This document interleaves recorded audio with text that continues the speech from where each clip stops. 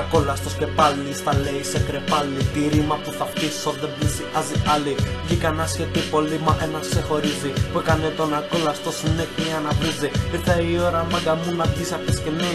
Και σ' όλα όσα έγραψες να βάλεις ένα χ. Στο τελευταίο θρανείο κάθεται και γράφει. Μα κάθε εβδομάδα τα μαλλιά του πά και βάφει. Λέει πως θα μας γαμίσει εάν το επιλέξει. Μα μετά από αυτό δεν θα βγάλει λέξη. Άσε τώρα παγόρι μου, το βλέπεις δεν σου πάει. Δες τον ακόλαστο τώρα πως γαμάει.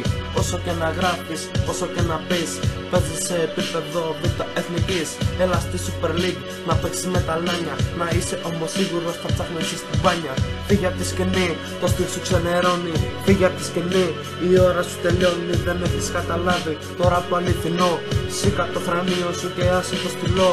Φύγε απ' τη σκηνή, το στυλ σου ξενερώνει. Φύγε απ' τη σκηνή, η ώρα σου τελειώνει. Δεν έχεις καταλάβει τώρα το αληθινό.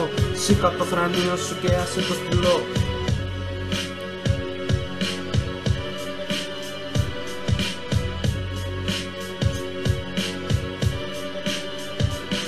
Το παιδάκι όπως λέει κάνει ό,τι θέλει. Μα όμως κατά βάθος στάζει όλο μέλι. Σάλια στον Ήβο και στον αλχημιστή.